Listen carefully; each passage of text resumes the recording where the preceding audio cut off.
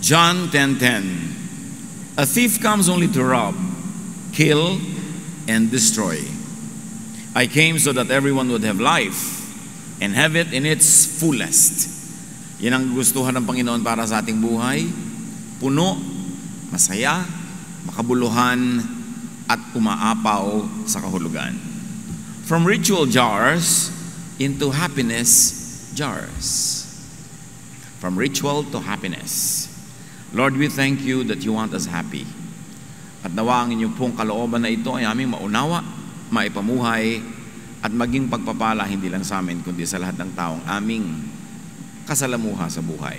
Kayo po ang mangusap, mangaral, magturo, umakay sa amin. Dalangin namin ang lahat ng ito sa ngalan ng iyong anak na si Jesus. From ritual into happiness jars. From religious jars into jars that make people happy. John 2:1-2. Isang luma istorya na maganda at maraming kahulugan. May kasalan sa Cana sa Galilea at naroon ang ina ni Jesus. Si Jesus at ang kanyang mga alagad ay inanyayahan din sa kasalan. Ang mga kasalan ay para sa kasiyahan. Ito isang malaking pahinga mula sa araw-araw na walang tigil na pagtatrabaho ng mga tao, lalo na mga karaniwang tao. So sa kasalan may pagkain, may mga mainumin, may sayawan, isang malaking pahinga mula sa napakahirap na pamumuhay ng mga tao. Weddings are for merrymaking, weddings are for happiness. John 2:3, naubos ang alak. Kaya't sinabi ng ina ni Jesus sa kanya, anak, wala na silang alak. So maliit siguro ang budget o sobrang daming tao ang dumating basta't kulang ang alak. At anong ibig sabihin niya? No wine means happiness would be significantly diminished. Mga wala sila ng masarap na inumin, pampasaya sa halakhakan, pampasigla sa mga sayawan, wala na. So uwian na. Biglang malalagot ang kasiyahan, mapapawi ang panandalian man lang na pahinga at balik sila sa kanyang tedious, hardworking lives. Kaya napansin agad ito ni Nanay Mary, pumunta siya kay Jesus, wala na silang alak. There is an unsaid, do something. Kailangan matuloy ang party. Kailangan hindi mo na mag-uwian. Kailangan ang kaligayahan ay malubos. Kawawa ang mga tao. Babalik na naman sila sa kanyang mga napakahirap na pamumuhay. John 2:4-5. Jesus replied, Mother, my time hasn't come yet. You must not tell me what to do. Mary then said to the servants, do whatever Jesus tells you to do. Sabi ni Jesus, ipaubaya na lang po ninyo sa akin ito, ginang. Ako na ang bahala dito. Pero sabi ni Maria sa kanyang mga kasamahan doon, mga katulong, mga utusan, kung ano man ay paggawa sa inyo, gawin ninyo. So, Nanay Mary believed that Jesus would willingly do something to keep, to extend, and to heighten the people's happiness. This is the first recorded intercession. It was not something that many people would consider profound or religious or heavenly. It was to do something about the wine that suddenly ran short of supply. John 2:6. At the feast, there were 6 stone water jars that were used by the people for washing themselves in the way that their religion said they must. So may mga tapayan dong bato, tulad ng mga tapayan dito sa Pilipinas noong nakaraang mga panahon, pinupuno ito ng tubig, panghugas nila sa kanilang mga kamay, sa kanilang mga paa, sa kanilang mga mukha, bago sila magsimula ng mga ritual at mga dalangin, tulad ng ginagawa ng mga Muslim hanggang sa ngayon. Naguhugas sila. Ritual washing. Ang mga ito, sabi ng Tagalog version, ay nakalaan para sa paghuhugas ayon sa ritual ng mga Hudyo. So may mga tapayan doon, pero ang gamit doon pang relihiyoso. Hindi sila common mga jars. Sila ay para sa religious purpose at nakalaan sila para doon lamang. Kaya dito sa okasyon na maraming tao, maraming mga ngailangan ng tubig, mga panghugas, mga iinumin, mga nakataob yung mga tapayan, hindi ginagamit sa ganitong mga activities. So nandun daw at merong malalaking tapayan mga nakataob doon. John 2:7-11. Jesus told the servants to fill them to the top with water. Kailangang punuin. Sabi ni Mary sa servants, sundin niyo kung ano ipagawa sa inyo. At sabi ni Jesus, punuin ninyo, umigib kayo ng tubig at punuin niyo ang mga banga na ito hanggang umapaw. Sinabi ni Jesus sa mga tumutulong doon, punuin ninyo ng tubig ang mga banga. At pinunungan nila ang mga banga na halos mag-umapaw. Pagkatapos sinabi niya, kumuha kayo ng kaunti at dalhin nyo sa namamahala ng handaan. Dinalhan nga nila ang namamahala at tinikman nito ang tubig na naging alak. Hindi niya alam kung saan ang galing yun, subalit alam yan ng mga sumalok ng tubig. Kaya tinawag niya ang lalaki ikinasal at sinabi, masarap na alak ay unang inihahain. Kapag marami nang nainom ang mga tao, saka inihahain yung mababang uri. Ngunit sa huli ninyo inilabas ang masarap na alak. Sabi nitong maitre d', chief waiter, kakaiba kayo ha, sikat kayo ha. Yung iba, yung konting mamahaling alak, yun ang una para gutom pa yung mga tao, uhaw pa, sensitive pa sa lasa, ma-appreciate yung mahal na alak. Pero pag medyo nakakalimot na, sumasaya na, nabubusog na, hindi na nila mapapansin yung quality ng alak. Doon yung inilalabas yung mumurahin. Pero kayo ha, mas may ilalabas pa pala kayong mas masarap. Nasa panghuli pala ang mas masarap pa. Humanga yung tumikim. Pinapatikim sa kanya bago i-serve. Parang sa mga handaan ngayon, pag sa restaurant o ikaw yung host, papatikim muna sa iyo nung waiter kung ikaw yung parang magbabayad ng dinner. Sa iyo muna ipapatikim yung wine kung approve mong i-serve. So inapprovean at sabi niya, kahanga-hanga, superior wine. Hindi ako nakakakita ng mga ganitong mga kagawian na saka pala may mas masarap pa. So in other words, the water that was turned into wine by Jesus was far superior to the original wine that was served. Ang nangyaring ito sa Cana, sa Galilea, ang unang himalang ginawa ni Jesus. Sa pamamagitan nito, inihayag niya ang kanyang kaluwalhatian at naniwala sa kanya ang mga alagad niya. Unang himala, unang intercession, unang pakiusap, alak.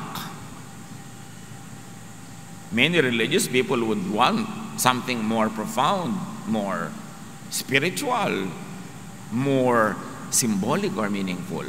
But this is precisely the message of the story. Ano ang mga lessons na immediately ay napakadaling mapulot sa kwentong ito? Making and keeping people happy, giving people pleasurable enjoyment, making life delicious was Nanay Mary's concern and object of intercession. Hindi niya inilapit ang mga may kapansanan, ang mga lumpo, ang mga bulag. Hindi niya inilapit ang political situation ng bansa. Hindi niya inilapit ang mga kasalanan ng mga prostitute. Ang inilapit niya, sabi niya, wala nang alak, dapat magkaroon. That making life delicious is a noble and godly intention. Na hindi ito dapat masamain tulad ng ginagawa ng mga maraming relihiyoso ngayon. Bawal sumaya kasi maka-Diyos ka. Can you imagine that this was the first intercession that Mary did, and this was the first miracle that Jesus did, and it was about extending a party? That making and keeping people happy was what Jesus did. And it is what Jesus does. Kaya sabi ng 1 John 10:10, a thief comes only to rob, kill, and destroy, which is the work of Satan. I came so that everyone would have life and have it in its fullest. At sabi sa Tagalog, magkaroon sila ng buhay na masaganang lubos. So ang pagnanakaw ng kaligayahan, kasaganaan, kasiyahan ay gawa ni Satan, which sadly is gawa ng maraming relihiyoso sa mahabang panahon. Tanggalan ng happiness, tanggalan ng pleasure, puro pagtitiis, puro pagtitika, puro pagtitimpi, puro pagpapahirap sa sarili, paghampas sa sarili, pagsasakripisyo, pagpapagutom sa digestive system, ang naging master trabaho ng religion. Taliwas na taliwas sa unang himala ni Jesus at sa unang inilapit ni Nanay Mary kay Jesus. So Nanay Mary's intercession with Jesus was for the people's common pleasure. Call it vulgar pleasure if you must. It was for the people's practical well-being and not for some mechanical religious ritual.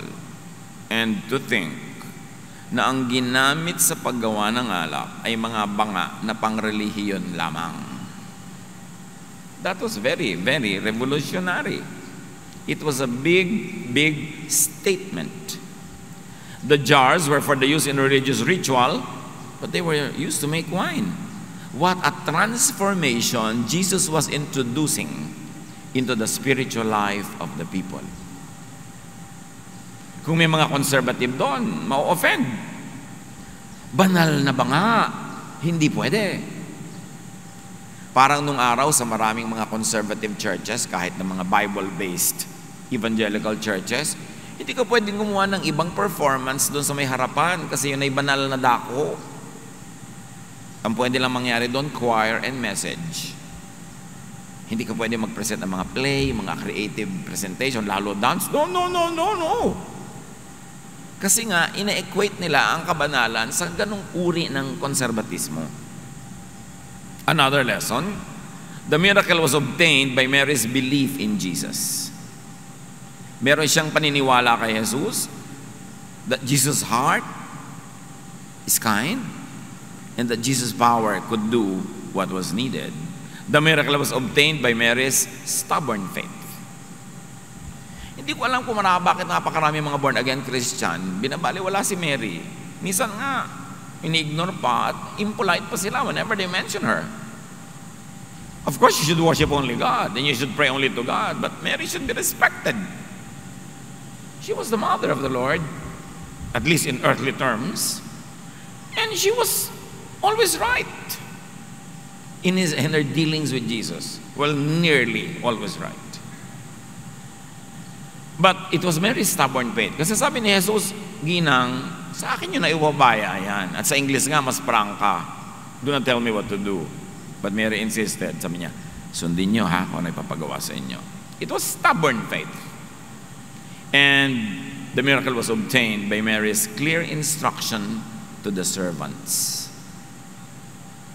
Nakahanda ang puso niya na magkakaroon ng himala. Kahit sa simula ay parang hindi tinanggap yung sinasabi niya, anong malay natin kung isa lang pala yung test or pagsubok ng kanyang pananalig. Pero sabi niya, kung ano man ipagawa sa inyo, gagawin ninyo. And the miracle was obtained by the servants' faithful obedience, first to Mary, but for Mary, for them to obey Jesus. Hindi si Mary lamang ang sinunod nila, yung sabi ni Mary, nasundin nila ang ipapagawa ni Jesus. So at the end of the day, si Jesus talaga yung masusunod. And it was the servants' faithful obedience to Jesus when Jesus said, fill the jars with water. Hindi madaling sundin ng utos ni Jesus to fill the jars with water. Unang-una, umaandar na yung pagtitipon. Saan ka kukuha ng tubig? Sa balon. Malayo yun sa bahay nila. Hindi ka naman basta magbubukas lang ng gripo, lalabas na yung tubig. Iigibin yun. Malalaki mga banga, pupunuin mo. At ang bilin pa, dapat umaapaw. So, magtatrabaho na naman sila. Tapos na dapat yung preparation nila. Nanonood na sila nung nangyayaring party, nakikikain-kain na rin siguro sila. Tapos magtatrabaho na naman sila. But they obeyed. So as you can see, the miracle was obtained by teamwork. The request of Mary, the stubborn faith of Mary, the obedience of the servants, and Jesus' power. All of that worked together to turn water into wine. But not only that, to turn religious jars into jars of happiness. Hindi lang tubig ang binago, yun ding banga na bago ang kanyang purpose. So isang magandang lesson sa atin mga kapatid is do a Nanay Mary. Be sensitive to people's lack, to people's needs. May isang nanay, isang babae na nakabukas ang mata niya sa pangangailangan ng mga bisita. Maaaring ang kamag-anak nila doon yung lalaki, kaya mas responsible sila sa ikabubuti ng pagtitipon. But she was sensitive to the people's needs and to the practical needs of the people. This is Jesusness in action. Hindi ka lang basta nalilibang sa kasiyahan, nakikiramdam ka kung anong kulang sa kapwa, kung anong kailangan pa nila. She was sensitive to the people's lack and needs. But these people here could be in our lives, could be others, like your neighbors, your co-workers and your friends. Yun yung equivalent ng others noon. Dumalo sila sa pagtitipon, kasama natin sila ngayon sa ating buhay. Anong need nila? Sensitive ba tayo doon? O mga anak, anong need ng mga magulang nyo? Binibigyan nyo ba ng sustento? Regular ba? Sapat ba? Aba, makiramdam naman kayo. Anong need ng inyong biyanan? Hindi lang yung sarili nyong nanay, yung biyanan nyo rin. Dapat pinapakiramdaman nyo rin yan. Anong need ng inyong mga hipag, mga bayaw, ng ating mga katrabaho, mga manager? Anong need ng mga empleyado ninyo? Baka naman kayo lang may privilege, kayo lang may bakasyon, kayo lang may representation, tapos sila wala na. Ito yung tinuturo sa atin ng kwentong ito. Mary was sensitive to the needs of others. And others could be family, your partner, your child, your parent, yung kapatid mo. May need yan. At hindi naman lahat ng may need nakakapagsabi. Maraming makapal, pero mas maraming manipis pa rin, hindi makapagsabi. Bago makapagsabi sa'yo, takot-takot na timing, mainit ba ulo? Nakatulog ba? Paikot-ikot pa? Aba, mahirap magpalakas ang loob para magsabi. Tapos pag nagsabi, tatanggihan mo pa. Yung nagsabi lang, dapat hindi na natin tinatanggihan. Don't let anyone go home empty-handed. Kung hindi mo man maibigay yung buong kailangan niya, magbigay ka ng konti. Humihiram sa'yo ng 3 million, sabi mo, alam mo, medyo kulang ang pondo ko. Ito ang 10 pesos. Pang tricycle mo pa uwi, meron man lang, wag zero. And that people there could be you. Are you sensitive to your needs? O baka tayo ay in self-denial, kunwari walang need, kunwari masaya, malungkot naman pala, kunwari kontento, hindi naman pala. Tayo yun eh. Kaya ang kwento, nalagay sa Biblia para pag-aralan natin, hindi para tayo mag-aral ng history. This is current events. And that's how you make the Bible become alive. When you turn yourself into one of the characters, or some of those characters, and then make the story apply to your need, to your situation today. So ano ang kulang sa kanila ng mga tao sa ating paligid? Ano kaya ang kulang at kailangan mo, kapatid? Bakit ito ang unang himala? Bakit ito ang unang intersection? The message is clear. Ang dapat inuuna ng mga relihiyoso hindi ritual, hindi jars for ritual, hindi legalism, hindi pagsikil sa kasiyahan. Ang dapat inuuna ng mga tunay na makadiyos ay ang kasiyahan ng kapwa.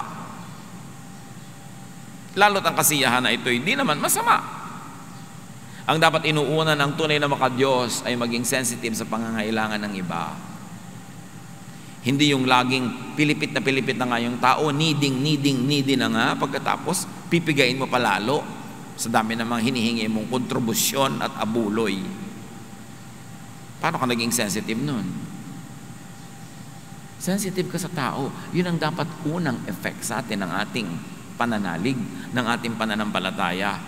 Hindi yung sisikilin mo sila, kundi hahabaan mo pa ang kanilang kaligayahan at kung kinakapos ay gagawa ka pa ng paraan para sila sumaya. Dumating si Jesus para magpasaya ng tao, hindi para magpalungkot. Dumating si Jesus para bigyan tayo ng bagong kahulugan ng pagiging anak ng Diyos. And of course, believe in Jesus. Believe that Jesus wants people, that Jesus wants you happy. It will inform your spirituality. It will frame your mindset. Kung alam mo from the beginning that the first miracle of Jesus was to make people happy, to extend a party, to turn cold jars into jars that dispensed happiness, to bring heaven down to earth, thy kingdom come. A kingdom that is full of life, a kingdom that is full to the brim, umaapaw sa kasiyahan. Not to demonize enjoyment and not to demonize happiness when it is not against God's basic moral law. So like Nanay Mary, look at the world and look at others through that frame of faith. What frame of faith? That Jesus wants people happy. That God the Father wants Jesus to be an instrument of happiness. That Jesus was sent to make our lives full and meaningful. To add, not to take away from life. And like Nanay Mary, pray in that frame of faith. Bakit nakiusap si Mary kay Jesus? At bakit ipinilit niya? Nananalig siya na yun naman talaga ang puso ni Jesus eh. So you pray according to God's will. And when we pray according to the will of God, He hears us. That's why that water became wine. And remember this, yung mga lampas na sa langit na kabanalan, pray even for just wine. Yun nga ang unang intercession eh. Yun ang unang himala. Ibig sabihin, hindi yun maliit na bagay. At hindi yun masamang bagay. Ang masamay, nagkalasing-lasing ka na, nanakit ka na ng tao, nakapatay ka na, nag-drive ka, nakasagasa ka, yun. But wine, table wine for enjoyment, that supplemented the taste of food, that allowed people to converse, have something to sit around and talk among themselves. That was the first miracle. There is nothing you can do about it. It's the first miracle. Kaya dapat yun ma-appreciate. Inspire and move others in that frame of faith. And like the servants, work in that frame of faith. Kasi yung servant niya, bakit naman tayo i-give? Bakit natin ito pupunuin itong mga ceremonial jars? Wala naman seremonya. Wala namang ritual. Bakit natin pupunuin ng tubig ang ritual jars? Wag na lang, nakakapagod. But no. Against their own reason, they believed in the higher reason, first of Mary, then of Jesus. Sabi ni Jesus, di gawin natin. Naiintindihan man natin o hindi. Siya ang may sabi, di gawin. And then, kaya sila ang unang nakasaksi ng himala. Hindi naman alam nung master of the feast na tubig lang yun na naging wine eh. Sinong nakakalam? Sila na umigib. Alam niyo kung sinong nakakakita ng himala ng Diyos? Sinong nakakapagpatunay ng kabutihan ng Diyos? Yung mga nagtatrabaho, yung mga naglilingkod, yung mga sumusunod. Kasi nakikita nila na ang ginagawa nila is turned into wine. Halimbawa, yung mga volunteers natin na gumagawa ng mga medical mission, dala-dala nila konting gamot, konting benda, konting ganito. Pero nakikita nila yung himala. Oras na nagpagamit sila sa Panginoon, nadala nila sa mga may sakit, yung nangyayaring kaligayahan sa mga pinuntahan nila, yung paggaling ng mga may sakit, at yung pagbabagong loob nila, naaalala nilang mahal sila ng Diyos, may ginagamit ng Diyos sa mga instruments para sila ipuntahan at mahalin. Nakikita nila yung mga himala.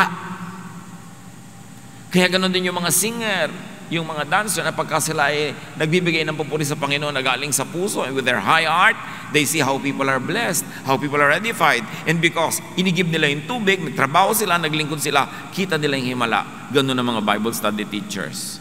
Ganun ang lahat ng naglilingkod. Sila ang nakakakita kung paano pinagpapala ng Diyos yung otherwise very mundane work nila. Na kung ginawa nila para sa iba, hindi naman magiging ganun ang talab.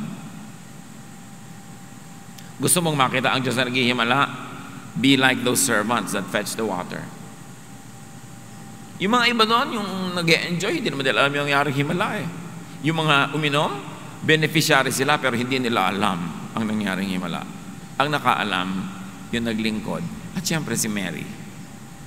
Nasa isang sulok siguro siya na nagpapasalamat sa Diyos. May ngiti sa kanyang labi, sinabi niya, ay salamat, tuloy ang ligaya nito aking mga kabarangay na bukas balik na naman sa pagsasaka, sa pagkakarpentero, sa paglilinis ng mga kung ano-ano, sa paglalaba. At least umabahaba ang kanilang ligaya at pahinga. At hindi ba sabi ni Lord, come to me all of you who are tired and heavy laden, and I'll give you rest. Na ang pagbibigay ng pahinga sa katawan, sa isip, sa damdamin, sa puso is high religion. Hindi makahabang dasal, hindi mga usok-usok at mga kampana, hindi mga paghahampas sa sarili at mga pagdurusa, kundi pagpapasaya sa tao. Yun ang kalooban ng Panginoon. Sabi niya, I came that you might have life and have it to the full. Eh bakit mo lang naging born again Christian ka? Lalo kang lumungkot, lalo kang nasikil, lalo kang nagjeta, para ka ng skeleton, kafa-fast every day. Pag umuulan, di ka na nababasa. Hindi ka natamaan ng patak ng ulan sa kapayatan. Yung bang gusto ni Jesus para sa'yo? Yun siguro ang gusto ng mga religious leaders. Dapat hinihiwalay natin kung ano talaga yung turo ni Jesus. Kaya pag binalikan mo yung Bible, magtataka ka, bakit yun ang first miracle? Yung iba nga hindi pa yung tinuturo eh. Sabi na huwag natin ito ituro. Baka mga tao mag-enjoy. Kaya nga nandyan yan eh. Para natin pag-aralan. At isang magandang leksyon is to do something to help people be happy and stay happy.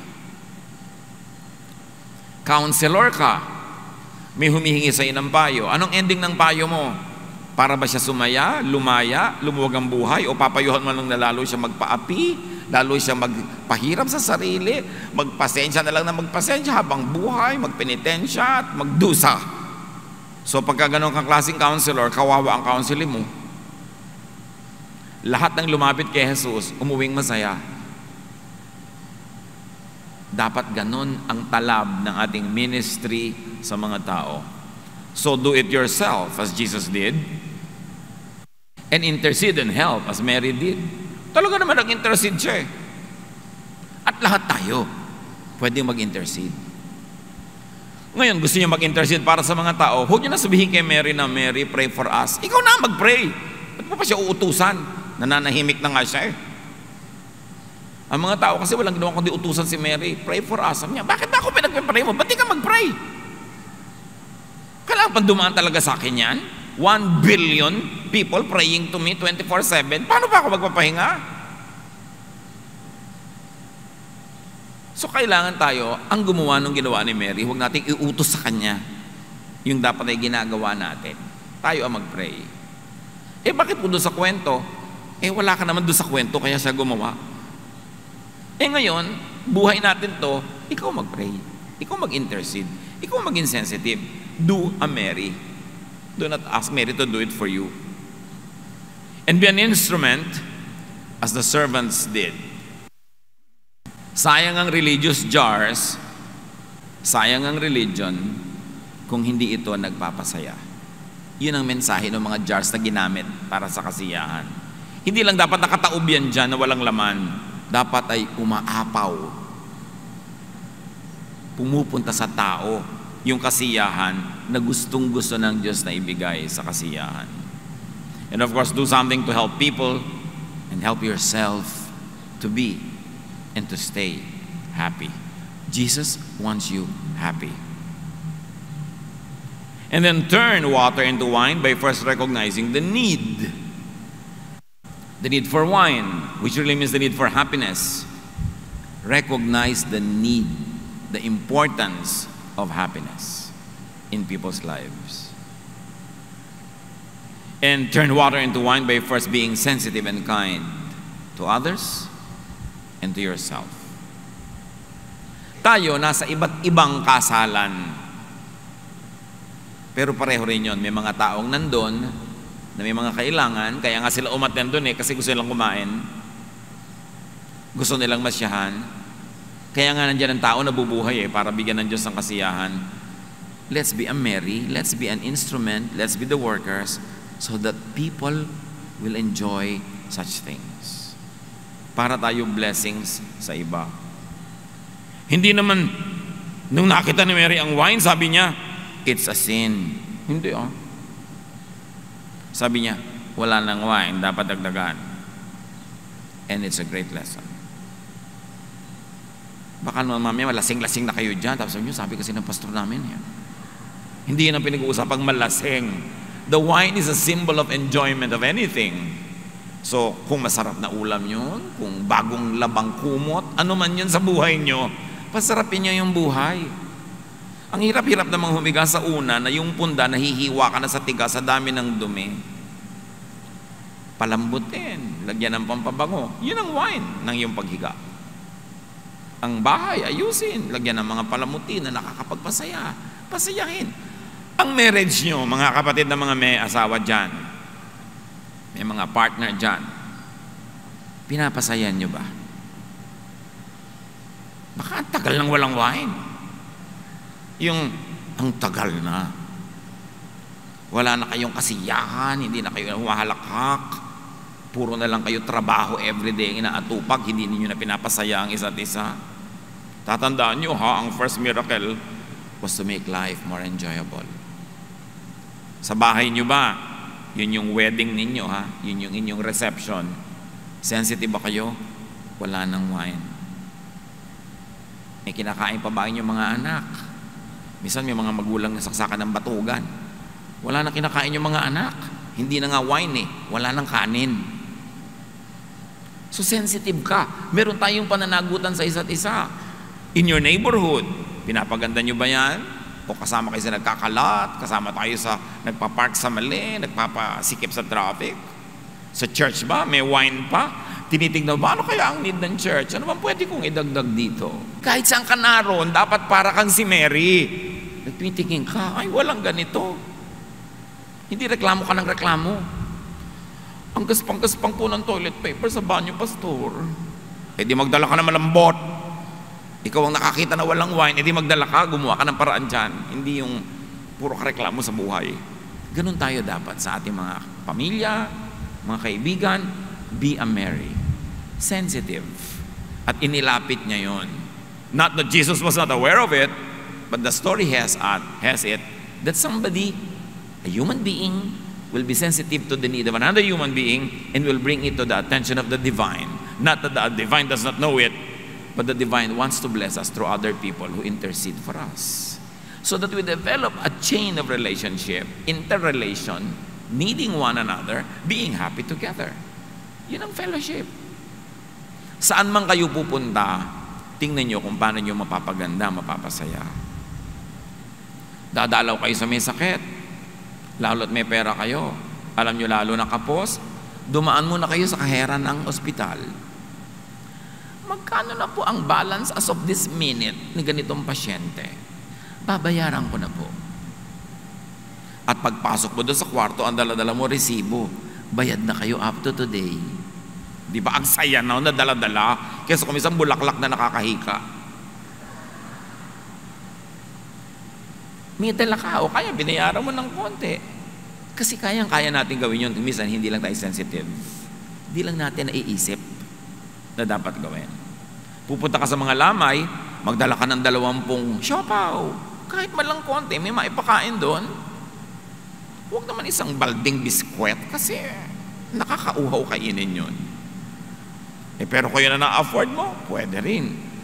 Kung gusto natin mga kapatid, wherever we go, we can be a blessing. Dispenser of blessing. At ang makikita mong himala, ganito. Ang Diyos pala, pag may ginagawa kang little, pinaparami niya talaga. Parang yung bata na binigay niya yung konting tinapay niya at konting isda, ang dami na pakain, just because He was willing to give it. Pag willing tayo, marami tayong makikitang himala. At tulad nga ng inidiin natin, the jars were originally meant for just religious ritual, but now they were used for practical purposes na nagpapasaya. Jesus was turning the old religious jar into a new spiritual jar. containing and dispensing the new and superior wine of God's love, kindness, and generosity. Revolutionary ang mensahe ni Jesus. Hindi masaya ang Diyos sa langit sa sitwasyon ng mga tao sa lupa at sa pagpapahirap sa kanila ng kanilang mga relihiyon. Kaya ipinadala si Jesus para ituwid ang baluktot, liwanagan ng madilim, pasayahin ang mga anak ng Diyos. Jesus was turning religious ritual jars into a spiritual instrument of love, of mercy, of tenderness, and love.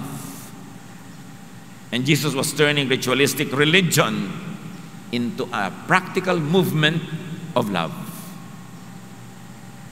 And remember, as if this is not obvious, that was the first miracle. Yun ang panganay na himala na dapat should inform all other spiritual realizations. It was very highly symbolic, not to mention that it was also very practical. So a lesson for us is to turn religion into a useful and functional tool in satisfying practical daily needs of people. Ibaba ang langit, dalhin sa lupa. Kaya itinuro ni Jesus na dalangin, mapasa amin ang kaharian mo. Masunod ang loob mo dito sa lupa, gaya ng nasusunod yun sa langit. Hindi ipinagpray na dalhin niyo po kami sa langit. Matagal pa yun. Ang prayer, mapasa amin ngayon na ang kaharian nyo.